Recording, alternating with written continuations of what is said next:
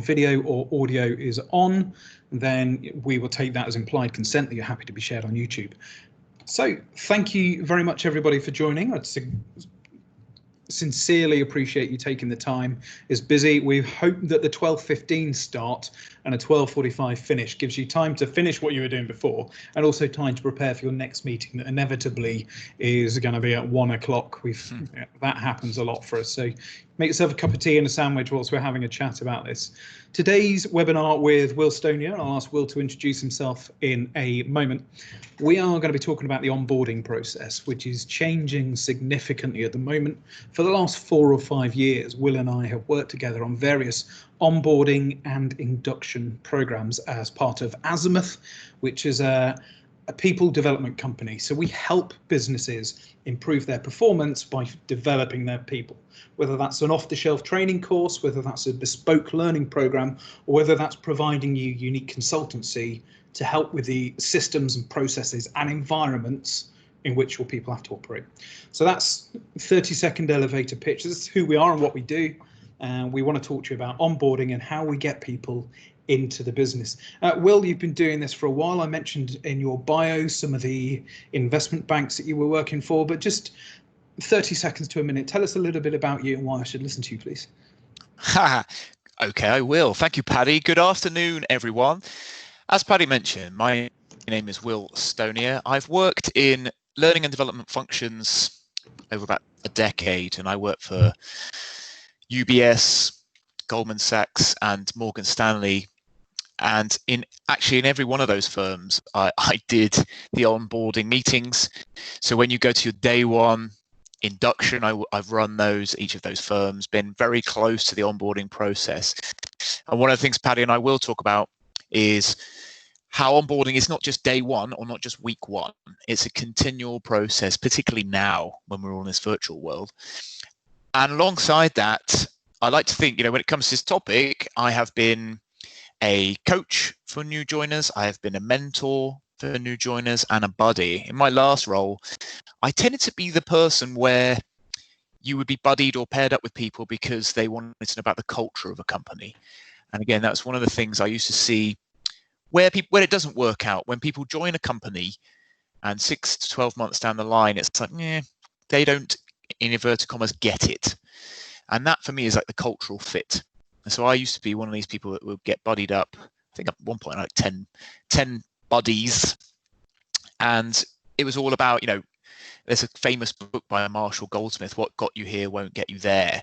And it's a lot about how things work differently here. The cultural, and again, I think that's a big challenge in the current environment. Anyway. Yeah, and that's what we spoke about, and that will be, I think, probably 50% of what we talk about today is the cultural and the emotional elements of onboarding and that process of a new joiner. We all understand the employee life cycle. We know that the employee experience, if you will. We know we've got session 1 is onboarding from 0 to 3 months. When you're new in role, you haven't been doing much and you're still trying to find your feet. Then we've got the initial development stage when you go, okay, I'm pretty comfortable here. This is what I'm doing. This is how I develop within this role. We've got the ongoing development where you were almost lumped in with everybody else, or we need some presentation skills training, 12 of you and go and get that, etc. And then we've got the inevitable separation. Now, whether that's after 40 years and we're doing retirement, or whether it's after 3 or 4 years and you move on for a challenge elsewhere. And sadly, occasionally after those first few months when you're not going to stay in the organization, because of probation, etc. Those things happen. We want to focus today on section 1 and section 2. So that onboarding bit and then the initial development, because although they are laid out as separate parts, they're different points in the same program. And if you're not considering the ongoing development of somebody as they join the business, there's going to be a disconnect there, and that lovely brochure they had at the beginning to say welcome they become disenchanted if we don't follow that. That initial attraction of the business can disappear. So we were talking, Will, you and I spoke about, some recommendations for when we join. An important thing that you said to me, I think, is when somebody joins the business, they really want to be productive on day one, and you said they shouldn't. Yes. This doesn't mean Well, you've arrived, great, well done, put your feet up. What I find is, and a challenge can be for people, is when you join a new company, you have what I call the spotlight effect at the very beginning, which I believe is magnified right now because we're working at home. You can't physically speak to and just walk over to somebody's desk, as I mentioned in the introduction.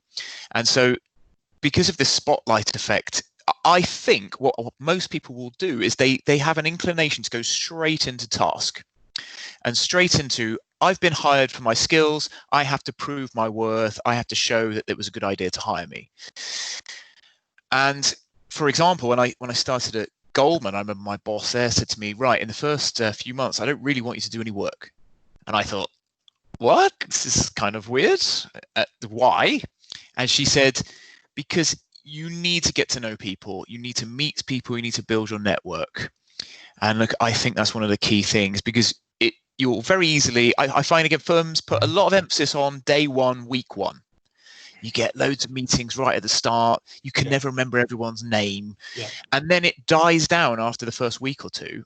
And then you go into this very quiet period. And so I think it's about, like I say, it's you talking to people if you're a new starter. If you work in HR or you were a manager of that person, it's being cognizant of the fact that this isn't just a one-off quick hit, arrange a few meetings in week one. In my opinion, if you want it to work really well, they should be spread out. And communication, Paddy, from our communication skills course we deliver, communication is a two-way thing. So again, it's what you get back, and it should be continuous. It shouldn't just be a one-off, there you go, I've done the onboarding, tick. It's going to be a curve. Yeah, for sure. So you just can't, you're not going to hit the ground running on day one. And it's important for us to make sure that, look, some businesses are returning post-lockdown. They are returning to the offices either on a team-by-team basis, so team A, team B, team red, team orange, what have you. And we're having people in the business, but you are still missing out on that inevitable relationship building piece. So now is an important time for us to consider how important those relationships are to you and how useful they're going to be moving forwards. And that ties into, we use John Adair's action-centered leadership for a lot of our leadership programs, because the premise of team, task, individual is really, really useful for us. So what we find is people, when they join, want to work on task. We want them to focus on individual and team, because they will help them achieve task as they move forwards. So if we're talking about the individual, I want people to know when they join us on day one, this is how you're going to help us as an organization. I'm never going to tell them how to think, because I bring them on board because I want them to do what they're good at. But this is how you can help us as a business. This is our purpose. This is what we do, and this is how we do it here. You contribute to us doing that. What we want to see from you is, and you have to be very clear with people at the beginning as to what we want to see from you. Will's past boss said to him, I want to see you networking and building your relationships with people around the business, because as an internal support function, Will's role was to ensure those elements of the business got what they needed from him. It wasn't to create a learning plan on week two, even though he's perfectly capable of doing that. There's no point. So this is how you help us. This is what I want to see from you. Next question is, what do you need? What do you need from me in the first month to be comfortable, to feel like you're contributing, and how do we do that? Each one of those things comes with it a measurable output. So what do I want to see from you? These things by then. And it's something that we've got, sorry, I've just been distracted by the phase there. David, you had a question. Do you want to, instead of using chat, do you want to just turn off the audio and come on in?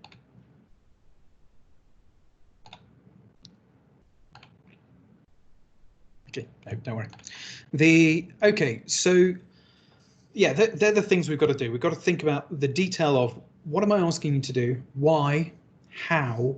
And how can I help you do those things? And how can you prove to me that you're doing those things well, so we can have those conversations about performance on day one? those conversations about performance are not they're not about holding people to account. It's about managing expectation so they can see what the organisation's got to do. Well, after that week or two, and we're not going to go granular detail about it, but we're talking about creating a sense of belonging, but also giving feedback and receiving feedback. What are the things that you think we need to be doing as managers? How are we making sure that that first 2 weeks is as successful for those people as possible? It's a great question. I would suggest you want to be, as a manager, and those, if there's any managers on the line today, you may know that in order to get maximum performance from your team members, they need to feel comfortable. So it's important that I would say you are open and honest. You may even want to be a bit vulnerable, share some weaknesses that you have. I find managers that are very good are open and ask for feedback themselves as a manager. So if you want your team to perform well, you have to create comfort for that person. Yeah. As I say, it's going to be harder to do that now. So I would suggest to do that, you need to be super attentive, have open conversations. To your last point, Paddy, as well, it's being really clear on the rules of the road and what success looks like. Because you would have been hired, you have the job spec. Yeah. There is going to be a pecking order on that job spec. What's important, which areas of the business should be prioritized, what clients should be prioritized. Yeah. Really important to have that conversation with your manager. And so it's as clear as possible at the beginning, yeah, what success looks like. Because if you've ever been in a job where you're sitting at your desk thinking, I don't really know what the priority is, why I'm doing this. And again, it leads me to another point of, as a manager, your responsibility is to provide context. Yeah. For why this person is doing this, particularly when the person is new. They might not understand the bigger picture. So you talk about context, and often we find our clients say, but I want them to understand our culture easily. And there are a lot of organizations where the vision and values is written on the wall. And if I ask you to quote the values to me, you can. They're listed, you've learnt them, you probably did it for the interview process, or your employee did it for the interview process. You know what they are. What does that actually look like? So as a manager of someone who's just joined the business, when we're giving that feedback on their early contribution, what we want to tell them, and like I said, I don't want to tell them how to think, but we do want to give clear guidelines as to how we behave. And the reason for that is because a culture is determined by the unwritten rules that determine our behaviors. So how do we do that at Azimuth? How do we do that at one of our competitors? This is what separates us. This is what makes us different. And this is how we do this. That's what this looks like here. An often used sound bite is not what we preach, is what we tolerate. So when we're seeing things happen, it's like, okay, that is exactly how we do things here. I remember a leadership program we did many years ago for Sky. One of the things they had was, people see us on their TV all the time. How do we see ourselves? How do we do this? What does that look like for us? And if you can explain to your people at the beginning, as Will said, I don't want you being productive on day one, but I do want you giving me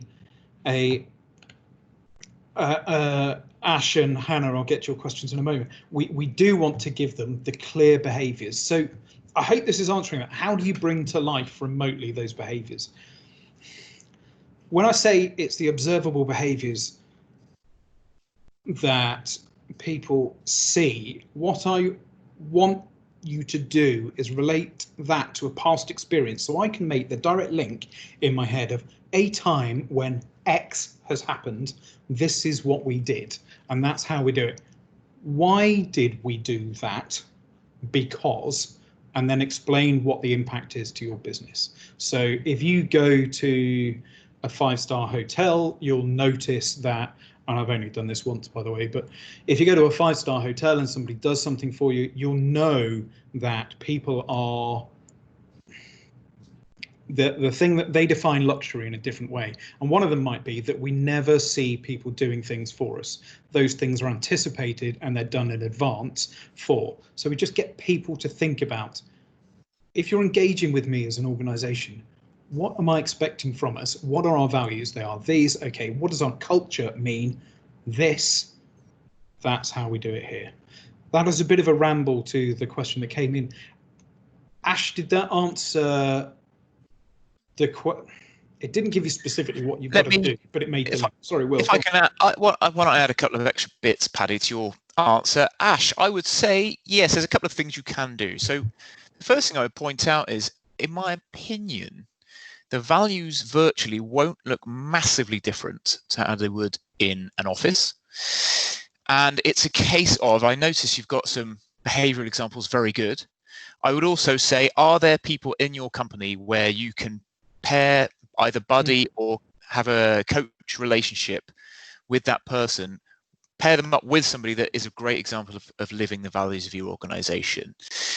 And obviously you have the behavioral ones there. What else is there that you could do? So for example, I mean, I'm thinking the behavioral ones are the main ones.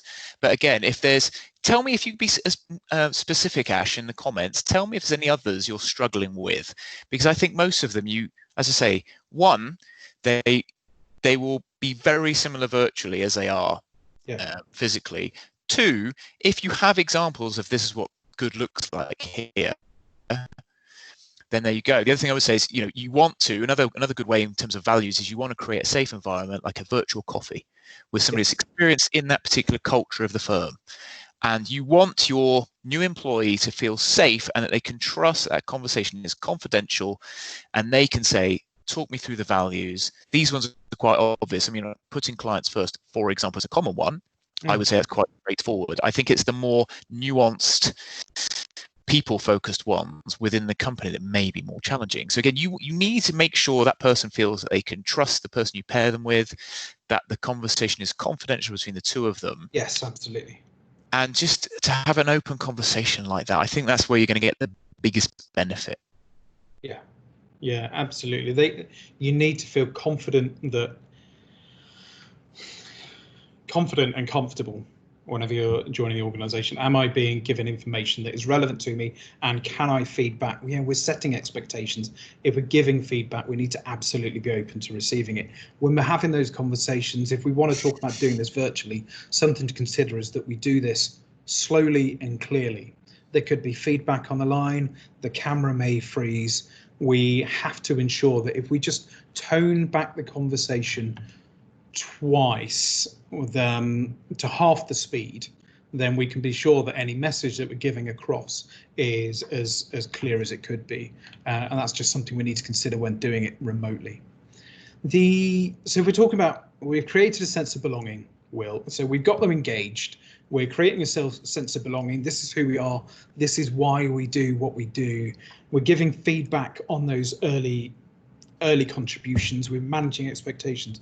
What are we looking at as we move into month 2 and month 3, and what are we expected to do as managers to ensure that we can give the best path to development moving forwards? Yes, good question, and actually relates to something Sarah has said in the comments. So thank you, Sarah. I'll read it out. With remote onboarding, how can you avoid overloading a new starter with too much information, too much screen time? Are there any techniques we should consider that makes onboarding two-way? Great question, Sarah, and relates exactly to as Paddy's just mentioned, and I said at the beginning, you can't front load this stuff too much. Yep. Because it feels like, as a new joiner, it feels like being in a whirlwind of information. Yep. And as I say, you have this feeling of, oh, I need to start adding value now. So I would suggest there's a couple of ways you can think about it. And after this, we haven't got much time left. So if you want to know more, by all means, set up a call with Paddy and I. But I would suggest, obviously, in the beginning, you have all the technical, hard information where you need to sort all the technical side out. As a manager, as a firm, I think you need to be very clear on this is what you need to do in the first week or two. In terms of delivery, in terms of work, mainly technical, making sure systems are working, I would suggest. Then I would say, in terms of overloading them, you have to, again, as I said earlier, it's been a bit of a theme. They have to feel comfortable to say, look, I've had information overload. I would suggest a good way to do this is trying to make the new starter feel comfortable. Usually people are very confident when they join because they feel great. They've just joined a new firm. Hopefully the process of hiring has gone well.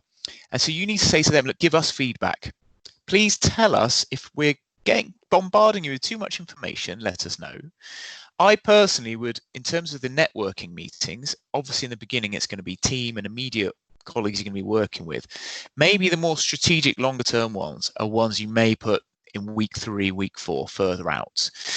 The other thing I would say in terms of too much screen time, that's a good point, because again, I don't know about you, but I've got colleagues that have done 8-9 hours of Zoom meetings on a daily basis sometimes recently, which is a bit grim.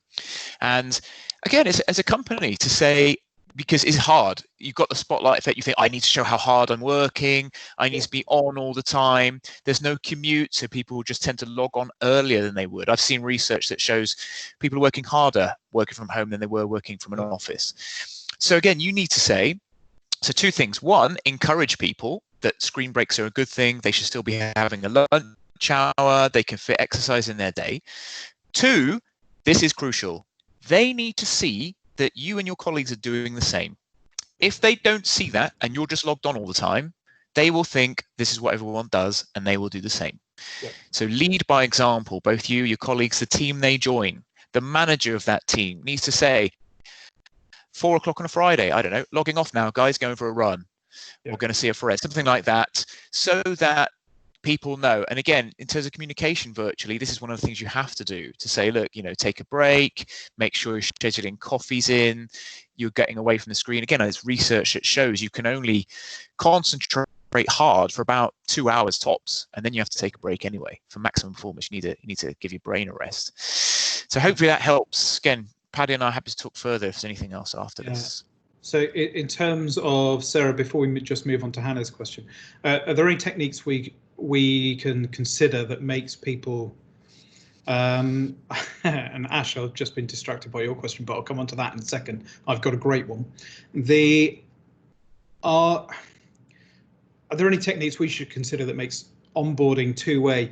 Yeah, a quick win, give somebody a piece of work that they can do that they're going to be successful at really quickly, and gets them to talk to a couple of people around the business so they can build their alliance, so they can map their network, work with a couple of different people, map their network, understand how they can help those people, give them a quick win task, and that then gets those other people talking to them about something. And this might go into Hannah's point about an intern.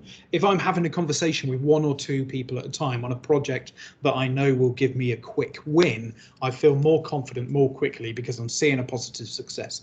I'm not expected to be fully engaged, the wrong terminology, my fault. I'm not expected to be fully productive with my job as I would be in 6 months at the very beginning. What I'm doing is understand who I work with, what they do, and how I help them to achieve. And if some of my time is spent giving a productive output in the first couple of weeks, then that's really useful for them and just builds their confidence. Moving on slightly, if Will's got nothing to add to that. No, but I'm happy to jump to Hannah's question if you like. Sure, yeah. All right. Again, this is a really good one, Hannah, and I've been there, both managing interns and as an intern many years ago. Oh dear. And yeah, I remember, for example, starting as an intern myself, being very, very shy, very quiet, and just frightened of everything. So again, it's being really attentive as a colleague, as a manager. I would also suggest more in a plain language, plain English approach. If you say, give us some feedback, Mr. Intern, Mrs. Intern, they're going to go, what?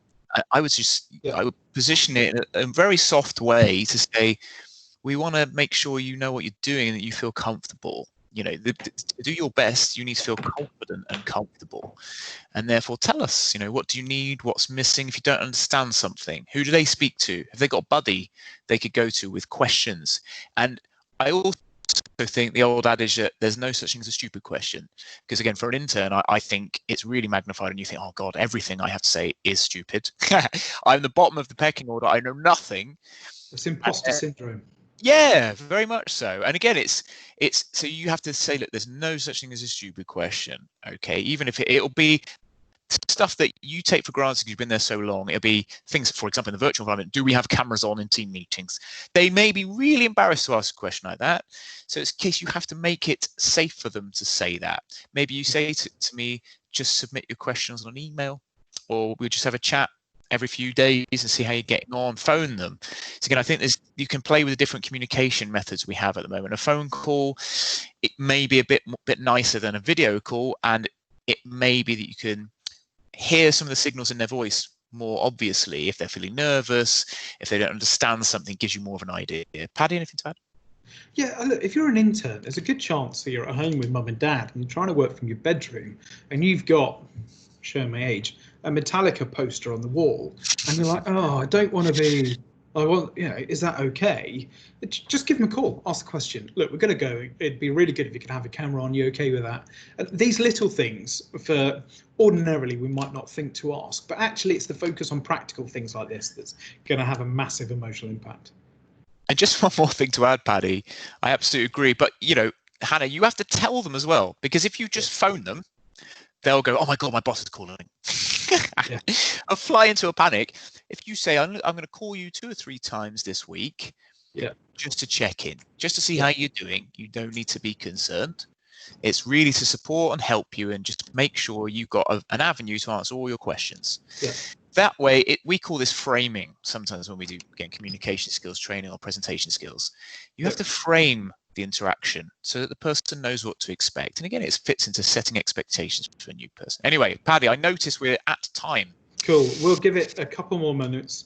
I'll answer Ash's question about the most creative way you've seen for doing introductions. Oh, yes. We will then, if anybody wants to hang on, I can hang around for a little while for people to ask any further questions, but we'll end the recording.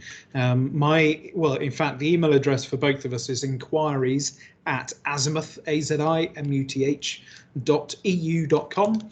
Drop us an email with any questions you've got, or drop it in the chat, because the chat stays live for about an hour or so after. And we'll get to that, and I'll send you an email with the information and the links and any YouTube videos that we think are useful, etc. We've got an awful lot to share. It's difficult to get it all across in half an hour. Ash, the most creative way I've seen of doing a team introduction was actually before lockdown, when we could all get together, when a group of people had to get together and build some chairs out of balloons. We had an interesting team meeting. There were 12 new joiners, and we split them up into 3 teams of 4. We gave them a bag of balloons each, and this is when I was internal and not external. We gave them a bag of balloons each and some tape, and said, right, team that wins the team that has the best chair that can support the weight of somebody gets lunch on me. Just as a little prize, didn't cost as much, but that's what we did. And as that, we then got people, why did you do this? What did you do? And we started talking about the task. That built up the comfort sharing what we were doing, because it wasn't what's your name number 2 and where'd you come from? It was talking about, oh, this is what I did and why, and I thought that might be useful, etc., etc. And then we got into sharing names, etc. I've got a couple for you, Ash, because that's a great one, Paddy. But again, I'm thinking, well, what it doesn't work via Zoom. Yes, this could be challenging. So, Ash, I've got a couple for you. One, I like this. It depends, Ash, on the size of the group. So for a smaller group, I would say 10 or under. A good one I like is 2 truths and 1 lie. I think there's some TV show where this happens. Yep. And so again, you write down, and it's like quirky way of getting some fun story out there about yourself. Yep. So again, everyone submits, you have a facilitator, everyone submits it before the session. And obviously that one of the truths is going to be sort of quite outlandish, strange, something like that. The other one I've heard, and this is based on actually a successful author that I like called Daniel Pink, who's written very well received books on motivation, leadership, communication. He used to work for Washington, for the White House. He said, when it comes to icebreakers and teams getting to know each other, just an embarrassing story. And again, I know people don't like those a lot of the time. You go, oh God, really? However, you can, again, Ash, you can play with it a little bit, okay? So you can refine that. So if you think, hang on, an embarrassing story, I don't want to hear people's drunk stories from university, okay? You might want to set some rules of the road. However, research shows if you tell some embarrassing anecdote at the start, what's the most embarrassing you've done at work, that's happened to you at work, I would suggest you tell people ahead of time as well. If you just drop this on people, they won't like it. If you just say it ahead of time, ahead of the meeting, then you'll get some really fun stories. People can decide to share what they like, and everyone's in the same boat. It's a bit like if you got Yeah. a stag or a hen do. That's why I do activities. So you're all in the same boat. You have some shared common ground. Then everyone's got some funny thing they'll remember about their colleague. That's quite a nice one. Yeah, for sure. Thank you. Okay, so I'm just going to. There aren't any more questions that I'm going to record, so I've just stopped the recording.